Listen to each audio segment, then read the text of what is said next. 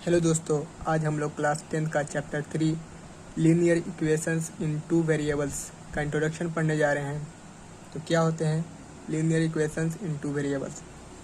N equation of the form ax plus by plus c equal to 0 where a b c are real numbers, a does not equal to 0, b does not equal to 0 is called a linear equations in two variables x and y।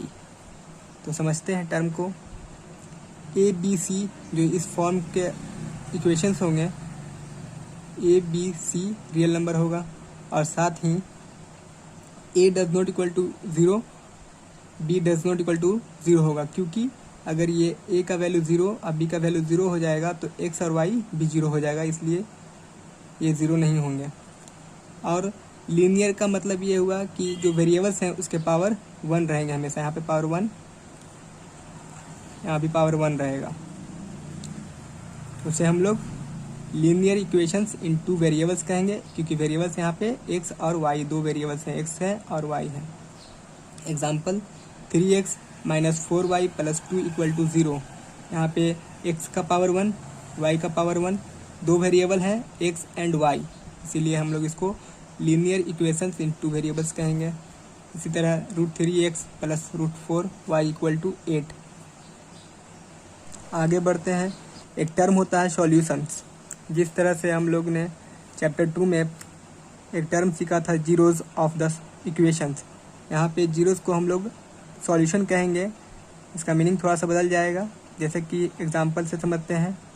2x plus 3y equal to 16, x minus 2y equal to 1। दो equation हमारे पास हैं और हम लोग को साथ में दिया हुआ है x का वैल्यू 5 और y का वैल्यू 2। तो ये 5 और 2 को हम लोग बोलेंगे solution of the equations 1 and 2। Solution इसलिए बोलेंगे क्योंकि 5 x का वैल्यू और y का वैल्यू दोनों इक्वेशन में पुट करने पे दोनों का LHS RHS, इसका भी LHS और RHS इक्वल आ जाएगा, तो हम लोग इसे बोलेंगे solution of the equation 1 and 2।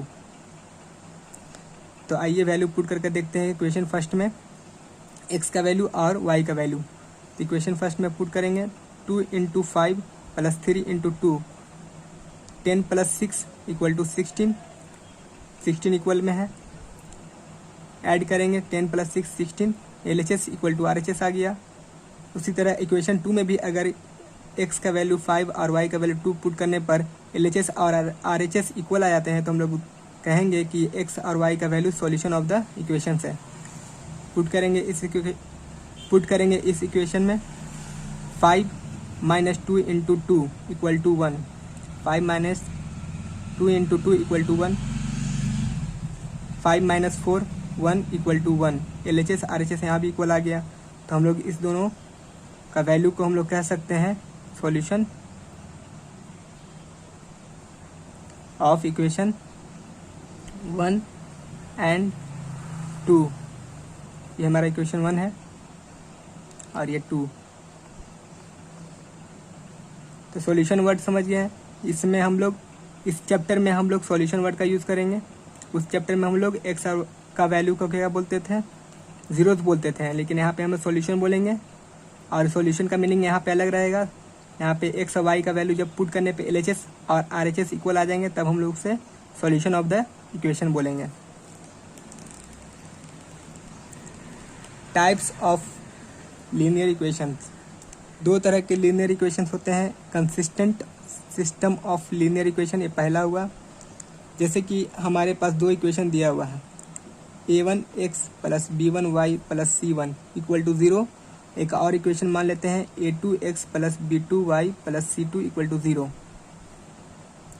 अब हम लोग कंसिस्टेंट में दो तरह के होते हैं। हैज़ अ यूनिक सॉल्यूशन, जिसमें सिर्फ दो इक्वेशन को सॉल्व करने पर सिर्फ x और y का एक ही वैल्यू आए, तो उसे हम लोग बोलेंगे यूनिक सॉल्यूशन। जैसे कि और इसका एक कंडीशन रहेगा, a1 by a2 does not equal to b1 by b2। यहाँ पर से a1 divided by a2 does not equal to b1 divided by b2। तो उससे तब इस इक्वेशंस के जो वैल्यू आएंगे x और y, उसका सिर्फ एक ही वैल्यू रहेगा। इसको ग्राफ से समझ सकते हैं। अगर हम लोग इस इक्वेशंस का ग्राफ बनाते हैं तो मान लीजिए कि वह इस तरह से ग्राफ बनेगा, और इस इक्वेशन का ग्राफ बनाते हैं तो मान लीजिए कि वह इस तरह से ग्राफ बनेगा, और दोनों ग्राफ एक दूसरे को एक पॉइंट पे इंटरसेक्ट करेंगे। तो जितने पॉइंट पे इंटरसेक्ट करते हैं उतना ही सॉल्यूशंस होता है। तो यहाँ पे एक पॉइंट पे इंटरसेक्ट करने की वजह से एक सॉल्यूशन होगा इस इक्वेशन का, पहला कंडीशन के अकॉर्डिंग। सेकंड कंडीशन हम लोग का क्या दिया हुआ है, has an infinite number of solution. उसके लिए कंडीशन है a1/a2 equal to b1/b2 equal to c1/c2। यहाँ पे से a1 b1 c1 a2 b2 c2 ले लेंगे और दोनों का रेशियो करेंगे, और हमें अगर रेशियो इक्वल आ जाता है तो उस इक्वेशंस के जो x और y के वैल्यू होंगे वो इन्फिनाइट नंबर में आएंगे, बहुत सारा वैल्यू आएगा। और उसको ग्राफ से समझते हैं। अगर हमारे पास एक्स वाई प्लेन है, मान लीजिए कि पहला इक्वेशन का जो ग्राफ आएगा इस तरह, और सेकेंड इक्वेशन का भी जो ग्राफ आया वो भी इसी पे आ गया, कोइंसिडेंस कर गया। तो हम लोग जानते हैं कि एक लाइन में इन्फिनाइट नंबर ऑफ पॉइंट्स होते हैं, तब दोनों लाइन से यहाँ पे कोइंसिडेंस कर गए, तो जितना भी पॉइंट होगा इस लाइन में उतना ही सॉल्यूशन होगा। तो इस लाइन में कितना पॉइंट है, इन्फिनाइट नंबर ऑफ पॉइंट, इसीलिए इस इक्वेशन का सॉल्यूशन कितना आएगा, इन्फिनाइट। समझ गए ग्राफ से भी। और ये फॉर्मूला याद रखिएगा, ये कंडीशन है किसी भी इन्फिनाइट नंबर ऑफ सॉल्यूशन निकालने का। कंडीशन यहाँ से हम लोग निकाल सकते हैं। Inconsistent system of linear equations, पहला टाइप हमने पढ़ा कंसिस्टेंट, इस बार है इनकंसिस्टेंट। इसमें एक ही कंडीशन आता है, हैज़ नो सॉल्यूशन। ऐसा दो इक्वेशंस रहेंगे जिसका एक भी सॉल्यूशन नहीं आएगा, एक भी एक्स वाई का वैल्यू नहीं आएगा जो दोनों को सेटिस्फाई करे। तो उसका कंडीशन दिया हुआ है a1 divided by a2 equal to b1/b2 does not equal to c1/c2। इस दोनों में सिर्फ एक ही फ़र्क है, यहाँ पे c1/c2 इक्वल में आते हैं, मगर यहाँ पे c1/c2 a1/b2 equal to b1/b2 के इक्वल नहीं होगा। तब हम लोग कह सकते हैं कि दोनों इक्वेशन का कोई भी सॉल्यूशंस नहीं आएगा। ऐसा ग्राफ से समझते हैं। एक्स वाई प्लेन हम लोग को दिया हुआ है,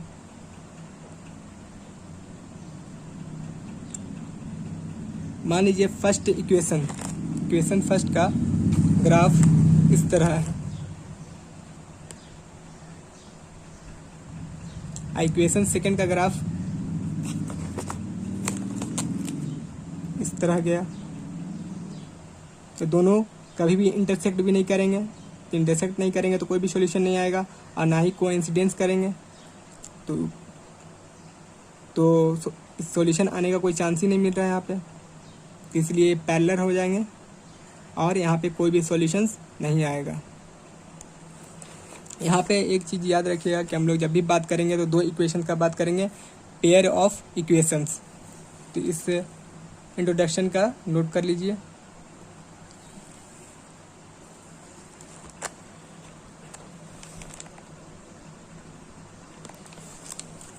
ये आ गया।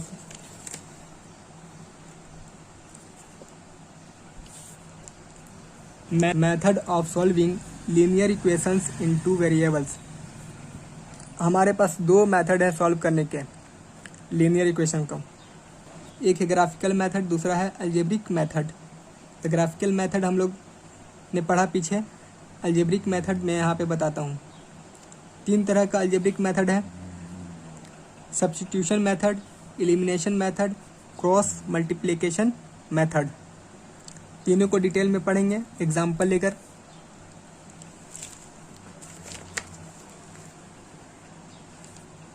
सब्स्टिट्यूशन मेथड, एग्जाम्पल लेते हैं समझने के लिए। 2x + y = 7, पहला इक्वेशन हमको दिया हुआ है। 4x - 3y + 1 = 0, दूसरा इक्वेशन दिया हुआ है। अब इसका सॉल्यूशन हम लोग किस तरह से करते हैं, यहाँ से स्टार्ट हो रहा है। हम लोग क्या करेंगे, दोनों में से किसी y या x के फॉर्म में ले आएंगे। जैसे कि हम लोग पहला इक्वेशन को y के फॉर्म में ले आते हैं, तो क्या आएगा, y equal to 7 minus 2x, ये मेरा आया इक्वेशन। अब सेकेंड इक्वेशन को हम लोग उसी तरह छोड़ देंगे। Substituting y equal to 7 minus 2x in equation 2, equation 2 में y का जो फर्स्ट इक्वेशन को जो y के फॉर्म में लाए थे उसको सेकेंड इक्वेशन में पुट कर देंगे y का वैल्यू को इसे यहाँ पे। तो क्या आएगा, 4x, यहाँ से 4x आएगा माइनस 3 इंटू वाई, वाई का वैल्यू हम लोग ने फर्स्ट इक्वेशन से क्या लाया था, 7 माइनस 2x, यहाँ पे पुट करेंगे 7 minus 2x plus 1 equal to 0। अब इस इक्वेशन को हम लोग सॉल्व करेंगे।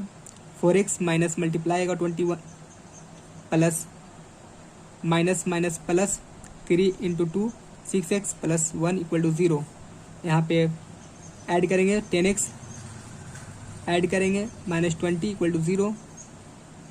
10x इस तरफ रह जाएगा, 20 इस तरफ आएगा तो प्लस 20, और 10x से डिवाइड होगा तो 2 टाइम्स में कैंसिल हो जाएगा, तो x का वैल्यू आ जाएगा 2। अब हम लोग substituting x equal to 2 in equation first, अब हम लोग x का वैल्यू को फर्स्ट इक्वेशन या सेकेंड इक्वेशन में पुट कर y का वैल्यू निकाल सकते हैं। तो हम लोग फर्स्ट इक्वेशन में पुट कर भी y का वैल्यू निकाल सकते हैं। तो आइए पुट करते हैं। फर्स्ट इक्वेशन हमारा क्या था, 2x plus y equal to 7, यहाँ पे x का वैल्यू 2 आया तो यहाँ पे मल्टीप्लाई होगा 2 into 2 plus y equal to 7, 4 आ जाएगा, y इक्वल टू 7 माइनस 4 तो क्या आएगा 3। तो हम लोग का y का भी वैल्यू आ गया और यहाँ पे x का वैल्यू आ चुका था। तो हम लोग कह सकते हैं hence the solutions is x equal to 2 and y equal to 3। Substituting method में हम लोग ने सीखा कि दो इक्वेशन रहेंगे तो किसी एक इक्वेशन को y के फॉर्म में या x के फॉर्म में ले आएंगे और उस y या x का वैल्यू को सेकेंड इक्वेशन में पुट कर देंगे और फिर उससे हम लोग कोई एक वेरिएबल x का वैल्यू निकाल लेंगे और वो x का वैल्यू को किसी भी इक्वेशन में पुट कर y का वैल्यू हम लोग निकाल लेंगे। ठीक है।